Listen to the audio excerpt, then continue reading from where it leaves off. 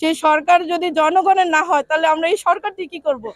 আজকে সরকারের হস্তক্ষেপের কারণে আজকে আমার দুই ছোট বাচ্চা, অসুস্থ বাচ্চাকে রেখে আমার 2টা রাত জেলখানায় কাটাতে হয়েছে। অবর্ণনীয় কষ্ট সহ্য করতে হয়েছে। না খেয়ে না ঘুমিয়ে আছি আজকে 2টা দিন পর্যন্ত। এই কষ্ট তো পাওয়ার জন্য আমরা এই সরকারকে নির্বাচিত করিনি। আমরা চাই আমাদের সামনের দিনগুলো অন্তত আমাদের কথা বলতে দেওয়ার সুযোগ দেওয়া হোক। আমরা কিছু করব না, আমরা শুধু বলবো, আমাদের বলার সুযোগটা দেন অন্তত।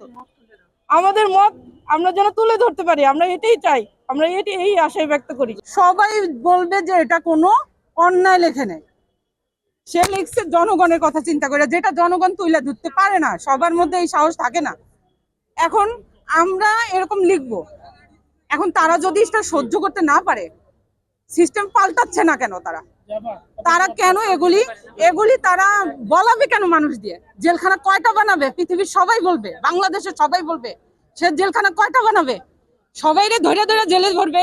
ওর বাচ্চাটা সাফার করলো 3টা দিন, ওরে খাওয়াইতে পারলাম না, ঘুম করাইতে পারলাম না, বাচ্চাটা অসুস্থ, ওষুধটা পর্যন্ত খাওয়াইতে পারিনি কালকে থেকে। আমার কথা হলো যে এরা যদি এইভাবেই চলতে থাকে তাহলে আমাদেরকে আর দরকার কি? আমাদের তো দরকার নাই, তারা যা ইচ্ছা তাই করে যাক। বিবি সাউদা আজকে মুক্ত হয়েছে, আমরা শুকরিয়া আদায় করছি আলহামদুলিল্লাহ। যারা সাউদা সহ যারা কষ্ট পেয়েছেন, আমরা আল্লাহ রাব্বুল আলামিনের কাছে পূর্ণ জাযা কামনা করছি।